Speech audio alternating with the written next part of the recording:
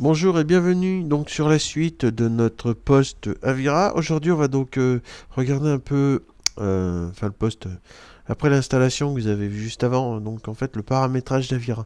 Donc on va regarder un peu ce qui nous retourne. Donc pour cela, on ouvre donc Avira. Voilà. Donc on peut donc ici avoir le scan. Donc pour avoir un scan, c'est très simple. En fait, on clique ici. On choisit éventuellement les disques locaux parce qu'on peut vraiment faire une recherche. Taper sur la recherche ici et vous voyez ça se lance. Bon, on va pas faire la procédure parce que bon, il vient d'être faite. On l'a fait dans le prochain cours, cours précédent tout du moins. Donc la possibilité ici de voilà, donc protection en temps réel. Donc on a les fichiers comme ça. Bon bah là, apparemment il est en train de faire fermer. Ok. Et donc en fait ici on a la protection en temps réel, dernier fichier infecté. Donc on peut remonter comme ça par rapport aux fichiers qui avaient été plus ou moins infectés. Ils ont rajouté cette solution Android, donc on peut télécharger, ça marche aussi Avira sur les téléphones. Donc pour ceux qui ont des téléphones, des smartphones avec l'application Android, vous pouvez donc utiliser Avira, hein, une compatibilité qui est faite à partir de là. On a donc les fichiers en quarantaine, le planificateur, les rapports et les événements. D'accord. Donc les événements, en fait, c'est ce qui s'est passé sur les précédents et sur les mêmes actuels incidents par rapport au virus. Les rapports, bon, bah, c'est un peu la même chose pour voir un peu quelles étaient l'histoire des antivirus, pour avoir plus d'informations sur certains d'entre eux.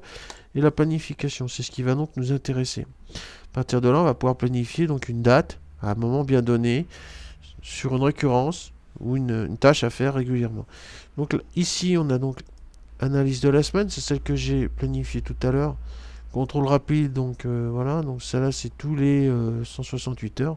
C'est celle qu'on a par défaut sur la version 2013. Donc on va en rajouter une, on fait donc plus. On va marquer tâche au mois, par exemple. Donc une description, donc moi je vais remettre juste la même. Voilà, suivant. Contrôle de tâche, donc plusieurs choix possibles, tâche de mise à jour ou tâche de contrôle. Donc tâche de contrôle. Tâche de mise à jour, c'est pour regarder en fait la signature si elles sont toujours validées. Généralement, il le fait une fois par jour par défaut. Donc le profil disponible. Donc on a la possibilité de contrôler au choix un document plus sensible que d'autres. Donc moi en l'occurrence c'est quand même les disques locaux, pour bien faire. Alors après on a pareil, on peut exécuter donc immédiatement, tous les jours, toutes les semaines, les intervalles une fois. Voilà, donc moi c'est tous les mois, donc intervalle, donc si je fais tous les jours par exemple, je sélectionne l'heure, je programme cette tâche à exécuter au moment prévu, je fais suivant, à partir de là je pourrai appliquer et ça prendra effet immédiatement. Si je passe toutes les semaines, on sélectionne les jours et l'heure de quand on veut que ça soit analysé, donc c'est pas mal, on peut sélectionner plusieurs jours, voilà, ou intervalle 2, voilà, donc en fait 0 jour, 5 heures et machin.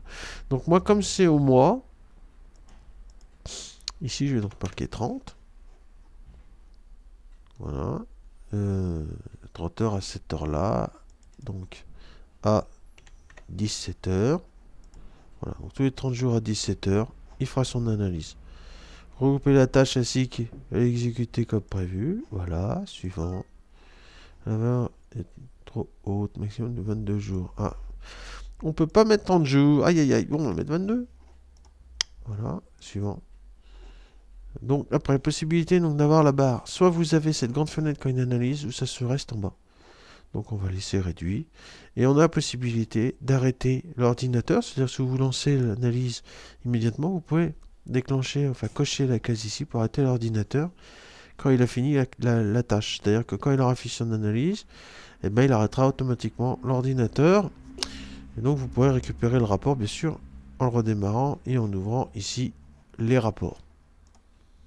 Voilà, Avira est donc maintenant prête et paramétrable. Je vous souhaite donc une bonne protection avec cet antivirus qui, pour ma part, est un très bon antivirus. En plus, il est gratuit. que demande le peuple. Vous pouvez nous joindre donc à microfacile 73@orange.fr pour plus d'informations. Sur ce, bonne soirée ou bonne journée et à bientôt. Au revoir.